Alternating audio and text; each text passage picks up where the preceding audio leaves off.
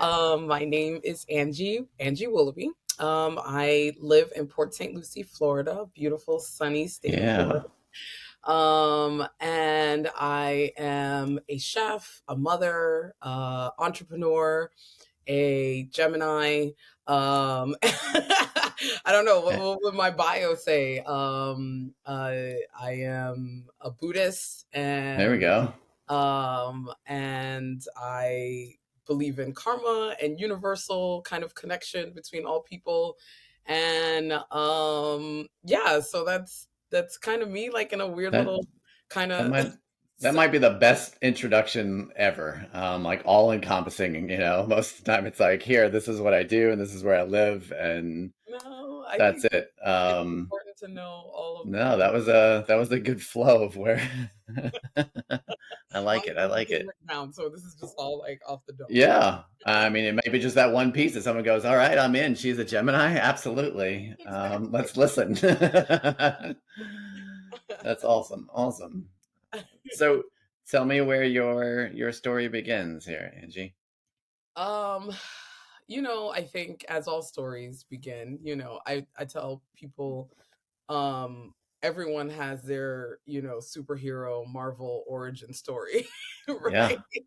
And and whether, you're a villain or a hero, it's really dependent on who you talk to, right? Yeah. Absolutely. And so there is no good, there is no bad, there just is. Just And is. so I grew up in New York. I was born a child of the 80s. I'm an 81 baby.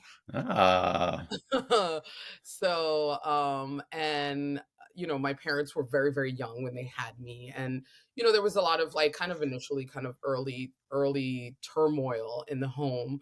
Um, which is very interesting because you don't really understand or know how these things kind of click into your life until you really take the time to kind of like retrospectively look back, Yeah. and or even not even retrospectively so much, but even to analyze how we behave in this moment. Right? Yeah. So Absolutely. but I say all of that to kind of bring it all together. So there was some initial like kind of turmoil in the beginning, but I come from a very loving home. I come from, my dad remarried, and my stepmom was very loving, and she raised myself and my brother as her own. And we had a really good home. We had a really good upbringing. We left New York and moved to Puerto Rico, and which is where my Well, mom is from. And that was a completely different experience it's a from whole kind of different world. coming Yeah. from this kind of like, concrete jungle of New York to, we would run out in the street and play and climb trees and eat fruit off Yeah. the trees, and, kind of, and everyone knew everyone. Everyone was like a cousin of a cousin or a friend of a cousin, or, so it was like we all kind of the whole island kind of just knew each other, Kind of knew each other. Yeah. It's like one big community. it really was, and so it was an incredible childhood, Yeah.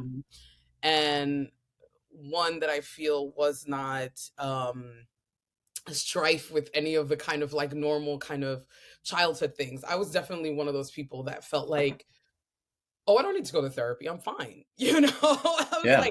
I had a great childhood. I had Yeah.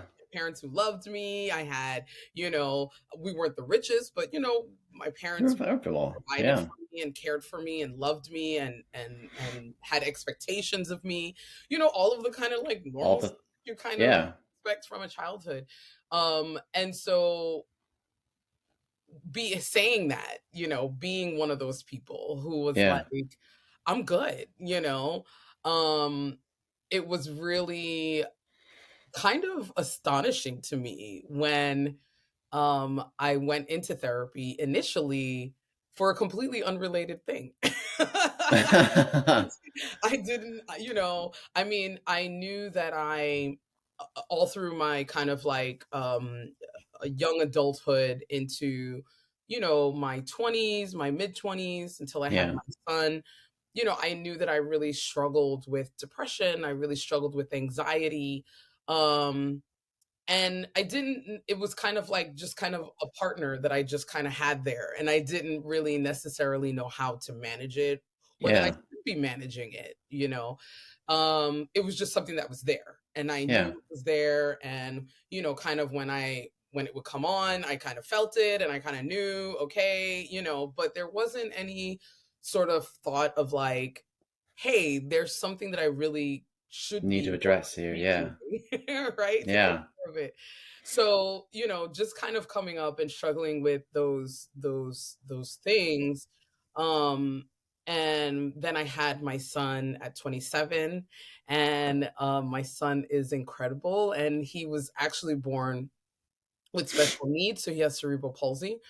Okay. Um, and I think that was really the seed that kind of like was Yeah. planted when I had him, because my anxiety and depression went into overdrive, Overdrive. Yeah. Oh, for and sure. and on top of that, compounded with it was these feelings of guilt and shame, you know? Yeah. And so it was a challenge for me as one, a very new mother, one who never wanted to have children, never expected to have a child. My son came into the world very unexpectedly. I kind of found out I was pregnant and gave birth to him all within like a 4-hour period. Oh gosh. So that was, traumatic That in also. itself is an experience. Yeah. Yes, that was very traumatic. And so having all of these kind of feelings kind of converging at this like kind of place Yeah. of new motherhood, depression already there, anxiety already there. Now we're Yeah. compounding shame and guilt and love, and uncertainty and, being completely out of control, Yeah. because that's another thing that kind of triggers stuff is like being able to like control and Sure. know what's happening and know, and so having all of these kind of emotional like kind of like grenades kind of go off all at the same time, I think Yeah. was really the seed that created, what was to come, Yeah. and so, and again, I still was fine. I was like, you know um I suffer from, you know, superhero black woman syndrome, which All is right. All where, right. which is this thought process of like, I don't need anybody, right? I don't need anyone. I'm strong Yeah. enough. I'm capable enough. I take care of myself. I have a job. I make my own money. I pay my own bills. I don't need anyone. I don't need anything. I don't need therapy. I'm not, I don't need medication. I don't need these things, right? That Yeah. we sometimes feel are um direct reflections on who we are as people, right? Yeah. Because we are told, especially from a very young age, that we don't need anybody, right? Yeah. You can do this all on your own. You don't need anyone. You don't need a man. You don't need this. You don't need that. There's all these things that you don't need, and it creates this sense of um not superiority, but really a sense of like kind of like recklessness, right? Yeah. Like I can do what I want and I'm not going to be held accountable, not even to myself, Self. right? Which is so important. But also to the people that are around me. And Yeah. so this sense of I can handle it all, right? I can carry it all. Just keep piling it on. you know. And it'll Um be fine. yeah, would Yeah. feed into that shame and that guilt when I didn't feel like I could handle it, when I didn't feel like I Yeah. could manage these things on my own, right? And so it became kind of this self-fulfilling kind of prophecy of like, Yeah. you know, and so in having my son and going through this experience with him, because I tell him all the time, it's like we're raising each other. Yeah. And um they don't tell you that as a parent, like they that's don't. They don't. I mean, it's a good point to make. I mean, you absolutely feel like a failure no matter how many times whatever what you read in a book that Yeah. whether you want the kid or not, the same experience is going to happen that you have a lot still to learn and Yes. they're going to end up teaching you. And I wish somebody would say that, just Yeah. that line, like, welcome to parenthood. here's this as well. As all these other things about feeding and sleeping and weird Yeah. rashes and you name, you know, like, yeah, Absolutely, absolutely. absolutely, and I think, I made that pact with my son, and I was just like, "Look, like, I'm not perfect. I don't know what Yeah. I'm doing. You're new here, at least in this form, you know? And so we're just gonna give each other grace, and we're gonna give each other, and do our best together." And Yeah. so, at the time I was a single mom, because his father and I were not together, and so it was just me and him, and I have a really great support system in my family. My parents were incredible. Yeah. My grandmother was incredible, and just, my aunt, in just being there, and honestly, once again, because I had that whole, like, this is all of my responsibility, right? Yeah. Like, I made this child, I have decided to keep him, whatever comes, it's my responsibility. I need It's to deal with fine. it. Yeah. I need to, like, whatever problems there are, like, I don't want to be a burden to other people. I don't want to be, I don't want to be seen as like, oh, she can't handle it or she's having issues. I Yeah. don't want to feel like, I regret the decision that I made, or people question how Yeah. what my parenting looks like.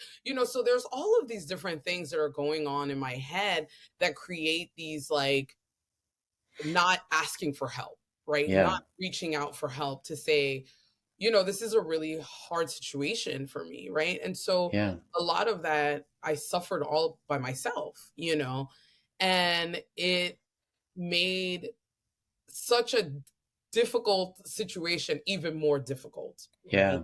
Than probably what was necessary. But at the time, I didn't have the vocabulary or the language or the understanding to know that it was okay to And ask that for, was, right? yeah. And I think a lot of times people say it, but they say it kind of in lip service, like, "Oh, if you need Yeah. anything, let me know." You know what I'm saying?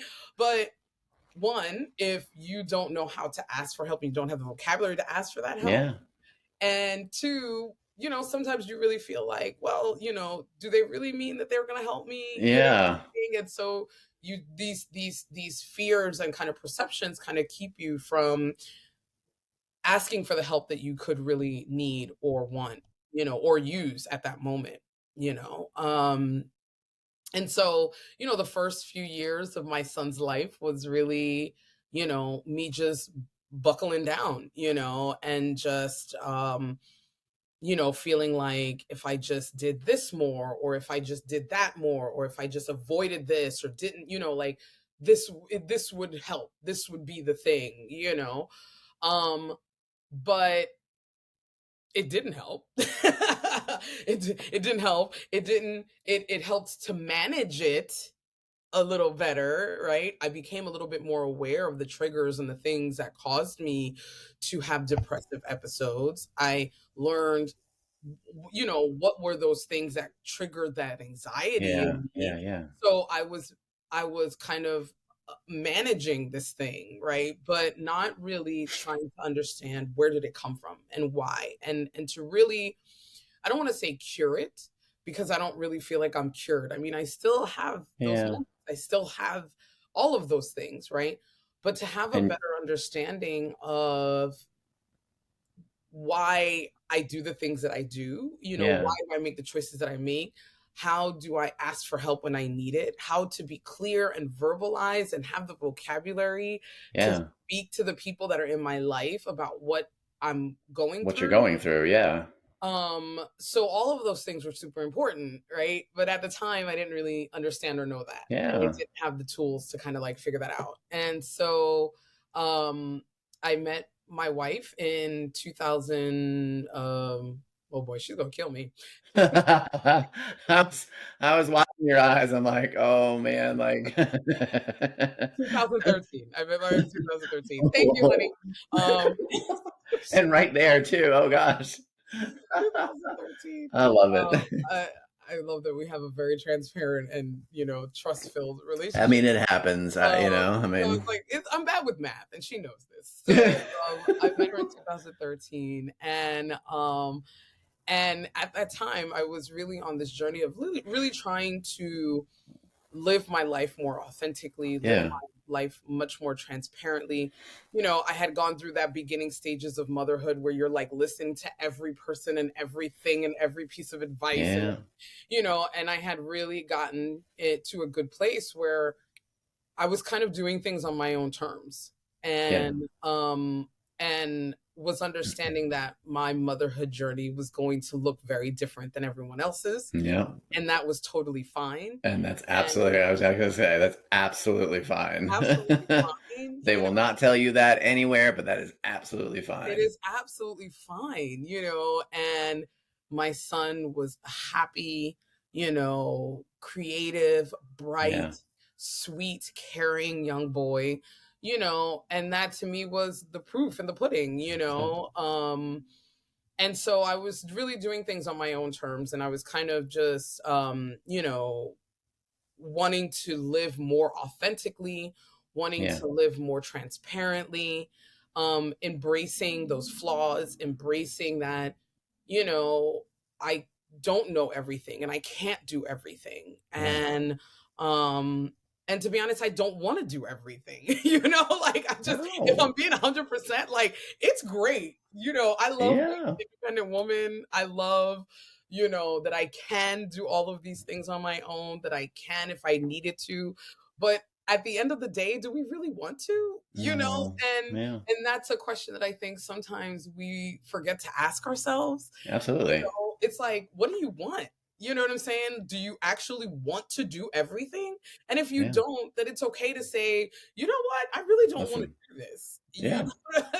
And to be able to find that voice of honesty and clarity within yourself and to feel okay saying it, right? Yeah. And sharing that with other people, like those are the steps that I feel are like so critical. It's like first being Yeah. able to admit it to yourself and be like, this actually sucks, and I really Yeah. don't like doing this, right? And not hearing the shoulda, coulda, woulda, oh, you're Yeah. supposed to, why aren't you? All of these Yeah. other voices that are outside of your own voice, right? Yeah. So to be able to acknowledge that and say, you know what, this really sucks and I really don't want to do this, right? And then to be able to have the courage to have the vocabulary to To admit express it that. to another Yeah. person, right? To say whether it's our partners, whether it's our parents, whether it's, family, whether it's Yeah. friends, but to be able to like sit in that truth and then to have the courage to verbalize that in a very Yeah. concise way to another person who is in our life, and then to be able to walk that path consistently, like Yeah. those 3 things were, like, so It's powerful. critical for me, you know? Yeah. And so, yeah, motherhood was like, "Yep, this is how I'm doing it. Yep, I don't really care what y'all think."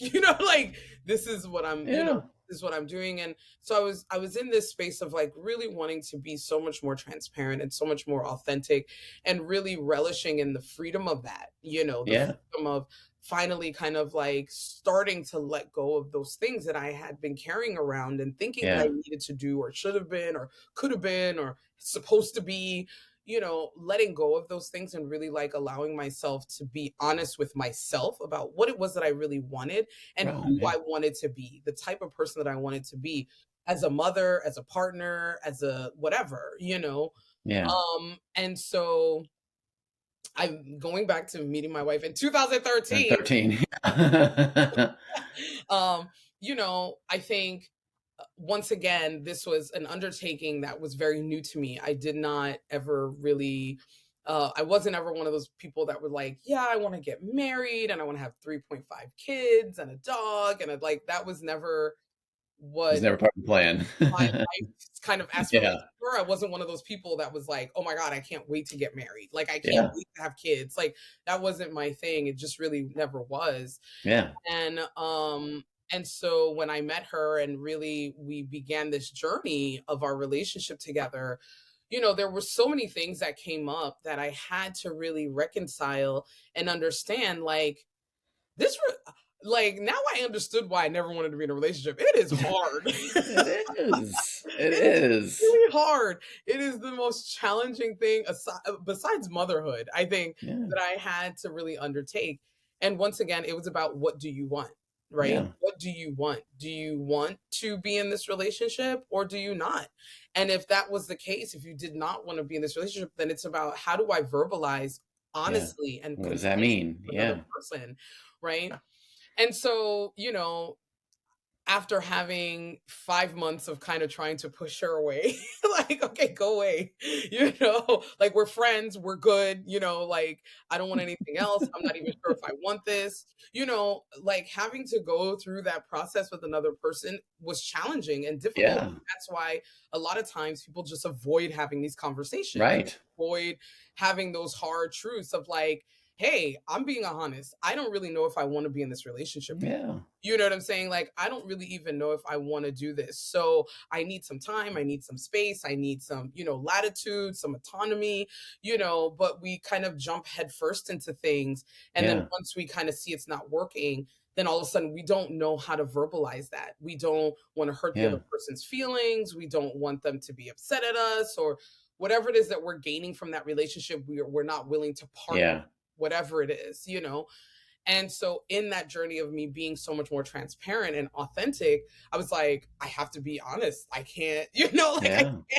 I can't try to like lie about this or be like, yeah, I'm totally cool with this and I'm not, and but really to her credit, she was, so understanding and so just very genuine about Yeah. wanting to be in my life and wanting to be a part of my son's life.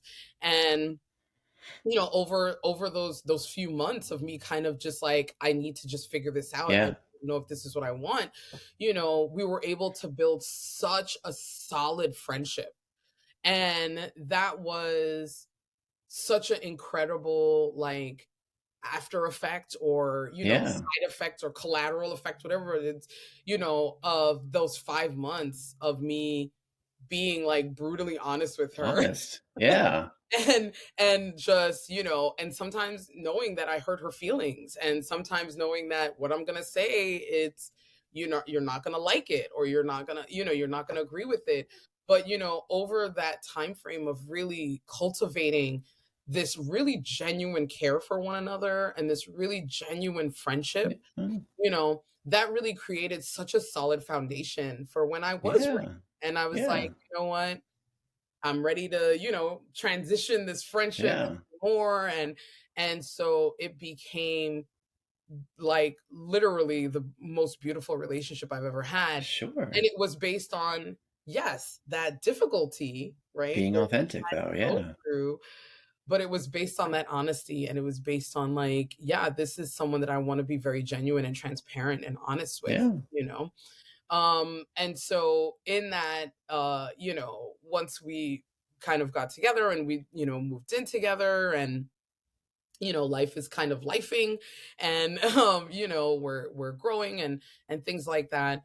I realized that there was some stuff in our relationship that I really didn't have the tools to really understand how to manage. Right. And so I was like, I think we need to go to couples therapy. We need to like kind of figure some stuff out. And so this was the first time that I had ever entertained going to therapy. And it was based on my relationship with my wife.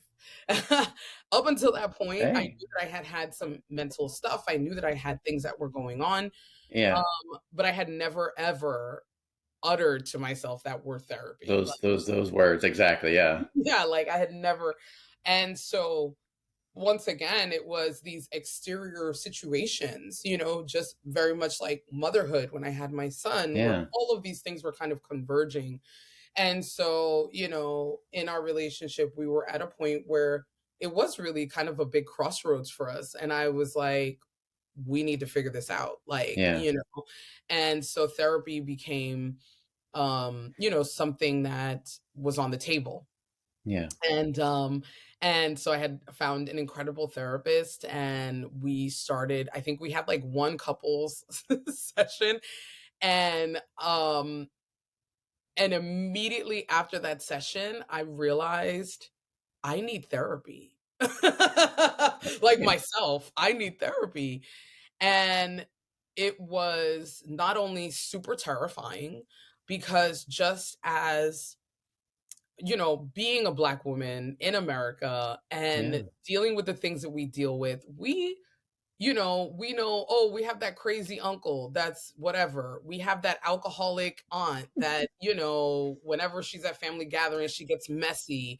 We have sexual predators within our families. Oh, yeah, that's weird, Uncle John that, no, don't nobody go over to his house. Yeah. Like there's all of these like issues that we have within our Black families that we never talk about going to therapy.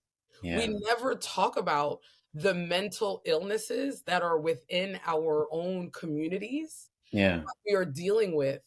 And, we see this within our families. We see it within, much larger Sure. population within the African American community and Latino community. Um, of like, yeah, we know they're crazy, but oh, that's just, Yeah. either how they are, it's dismissed or it's looked over or it's not talked about, Yeah. and we don't really look for solutions for these problems. First of all, I don't even know if we see it as a problem, we Yeah.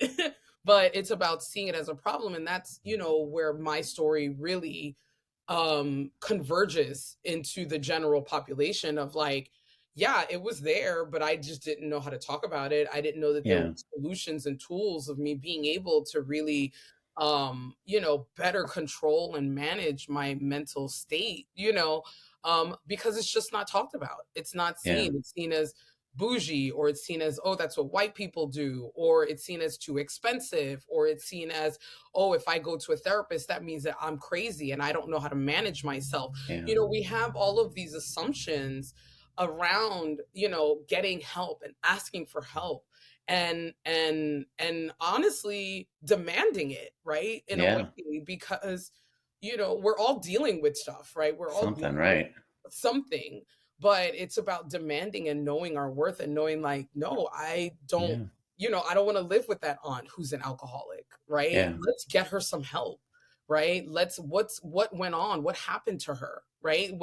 And I think that's the questions that we forget Yeah. to ask when we're talking about another person, right? When we're talking about like that person that we dismiss or that person that we decide, oh, they're just crazy and we're not going to deal with them. Yeah. We never ask that question. What happened to them? Right? What happened to her? What happened to him? And I think just in asking that question is enough to trigger the understanding of like, wow, this is something way bigger that we need help, Yeah. right? And so being able to have that opportunity to go to couples therapy really triggered that question for me. It was like, Yeah. well, what happened to me? Like, why am I like Why am I this? feeling this way? Yeah. Yeah, why am I feeling this way? Why is it that why do I react in this way when she says this, right? Why do I feel why do I feel triggered by this when, I come home and there's dishes in the sink? Like why is that Yeah. that my trigger point? Why is that the thing, that catalyst that pops up Yeah. and then it creates all this other drama, right? And so, in starting to ask myself these questions, I began to realize it was part of a bigger picture. And I really needed to use therapy as a tool for myself, Yeah. not And even as begin to address all those things. yeah, Yeah. not even as a couple. I was like, I need it. It's like I came here initially like she's messed up. Like she is horrible. Like she doesn't put the dishes and she doesn't help me. I'm feeling frustrated. I'm overwhelmed. And it was like in having this conversation, I began to see like, well, my therapist is asking those right questions, right? Yeah. And it's forcing me to have these conversations with Yeah. myself, with my partner, and I really began to realize that it ran so much deeper, than just, oh, it's Angie and she's depressed now. And, but it came from so many expectations of, really being the oldest daughter Yeah. and feeling like my parents worked. Ultimately, I realized that I just didn't feel like I was a child. I never got the opportunity to just be a kid. Be. And I had a lot of responsibility given to me. Obviously, of course, growing up in any sort of Yeah. Black home, if you're the oldest child, you have all of the responsibilities, the oldest girl, you have all the responsibilities. You need to make sure your brothers are okay. Did the food? Did you cook? Did you do chores? All of these different responsibilities that are on me, as a child. I just kind of grew up with them on my shoulders, and it Yeah. created this like self-talk that I didn't realize that I had in my brain Yeah. consistently, and so it was such a difficult time, but it was such a beautiful time for me, Yeah. because it was sad, it was difficult, it was sometimes upsetting, and I would be angry, and, I would feel betrayed, I would feel upset, I would feel, guilty then because I felt all these things about people who raised me, who cared Yeah. and loved me, you know?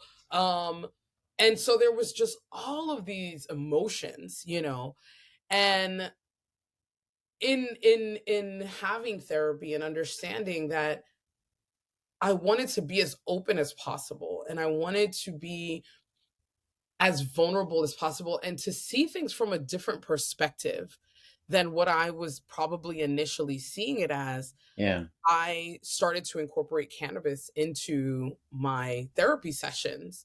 And for me, it allowed me to break down that barrier that I had held on to for so long, right? Like, I'm now in my late 30s now at this point getting therapy, so Yeah.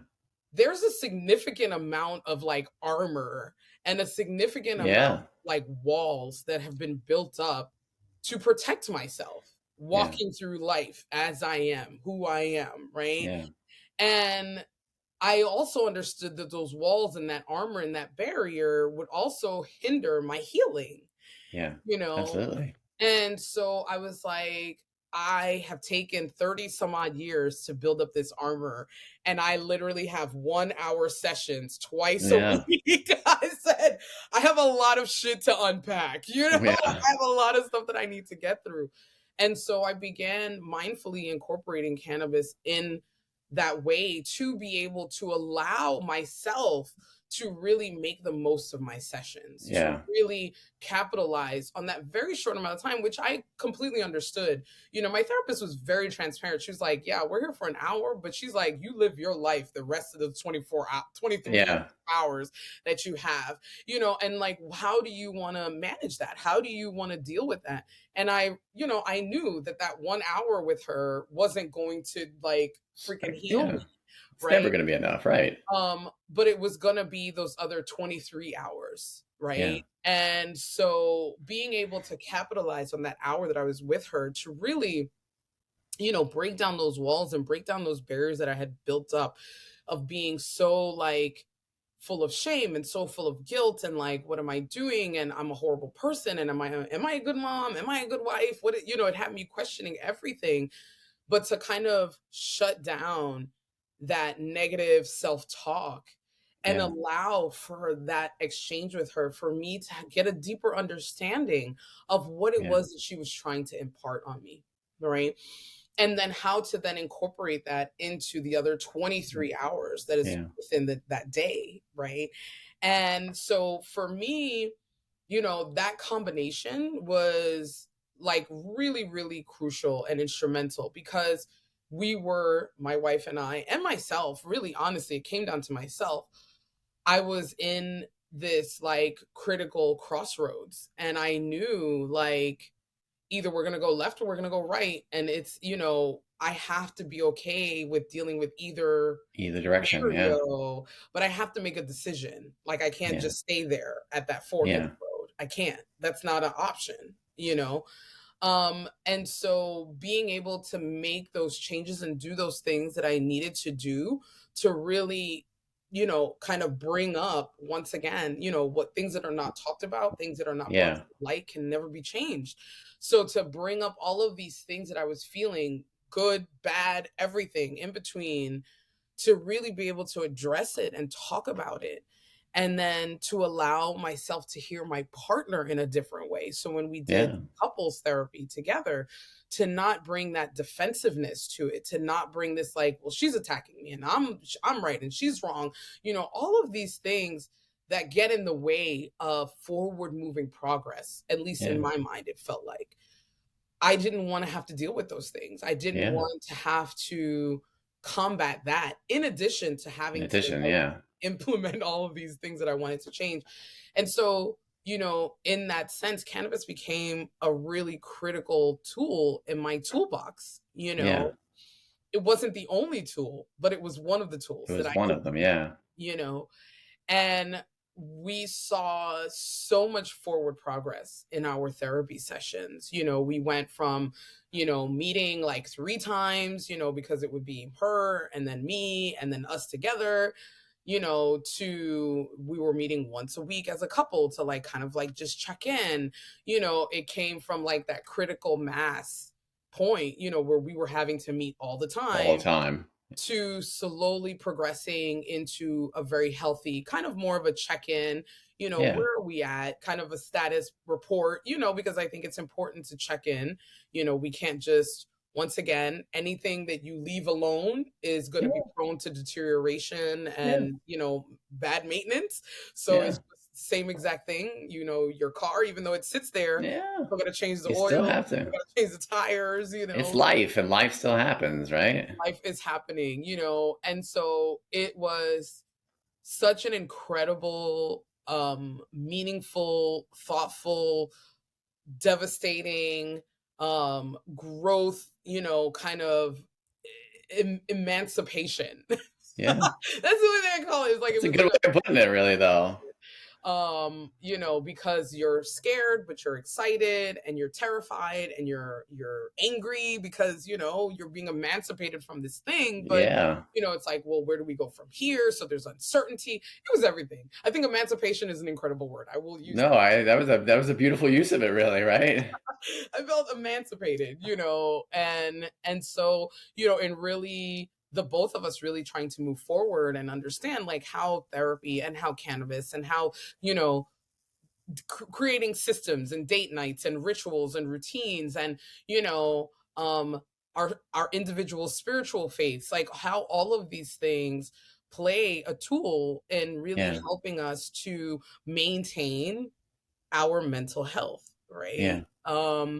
And it was just such an incredible thing, and I didn't want to become one of those people that was like screaming from the hilltops like, get therapy, but I kind of wanted to be in a way, and I think the world also kind of also evolved and changed, right? Because we Yeah. had, lockdown and we had COVID, still have COVID, and so I think there was such a huge shift into understanding mental health and Yeah. the importance of mental health and what that really meant and what that really looked like, and especially within which it's still very much, I feel, stigmatized, but it's becoming, the ball is A moving little forward less. within, the Yeah. Black community, within the Latino community, within the LGBT community, because I tick all those boxes, you Yeah. know, um, the ball is moving forward, Moving. right? We're not fully there, but it has moved forward because I think people have a better understanding Yeah. of how important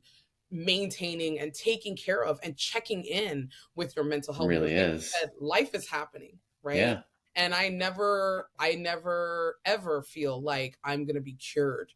I never feel like I'm going to be cured. I feel like it's always about, how can I be mindful? How can Yeah. I check in with myself? How can I be honest with myself? How can I allow people into my life in a way that will keep me accountable and vulnerable and open to understanding that my mental health is an Yeah. ongoing journey. It's Yeah. never going to stop. Life is going to throw No. new stuff at me all the time. And I'm going Yeah. to go, holy crap, But I think having an incredible tribe, having the vocabulary, the tools, to Yeah. know that you are worthy of it. You are worthy of more than whatever that status quo is that you have in your head. That you think, okay, this is just what life is. This is just what it is. I'm Yeah. depressed or I'm anxious or I have bipolarism, whatever. Like whatever that narrative is that's in your head that you're like, "Oh, I'm just this." Or, "Oh, this is just what it is," Yeah. that we're capable of so much more and we Yeah. deserve so much more than just Sure. that, right? But it has been such an incredible journey, and being able to be transparent and open and talk to people, I think seeing yourself reflected in this world is so Yeah. important. I didn't have people growing up that were an example of using therapy or using cannabis or any other sort of psychedelic for mental health. Yeah. I didn't have those examples around me, right? The examples I had was, you strap your boot, you You're pull your right. booty girl panties up and you grit it and you take it, or if you're using cannabis or any other psychedelic, oh, well, you're a drug addict and you're never going to amount to anything and you're never Yeah. going to see anything and you're going to be lazy and you're going to be, like those were the narratives that were in my head and that I was surrounded with, right? Yeah. And so in my own way, this is my own, once again, courageous way Yeah. of speaking my truth to myself first, then being able to verbalize that and then to walk the walk consistently, you know. And it's an ongoing journey, but it's a journey Mhm. that I'm It so sure excited is. about, Yeah. because I know that I have the tools. I know that I have, the things that, my partner who is incredible and, super supportive and, my son and just all of these people that I first and foremost hold myself accountable to, but Yeah. that they are there to also Do help it me, as well. Yeah. and so being able to create kind of this oasis, for people Yeah. to be able to talk and be Yeah. honest and transparent and genuine. And, that to me is so, that's my job now. Yeah. Once you have the information, once Yeah. you know better, you do better, right? That's what Yeah. Maya Angelou said. Once you know better, you do better. And so now I know better. And so therefore now it's Can my do better. responsibility to do better Yeah. and to create that opportunity for other people to learn and to do Do the better, same thing. you Yeah. know? But that's sort of my story.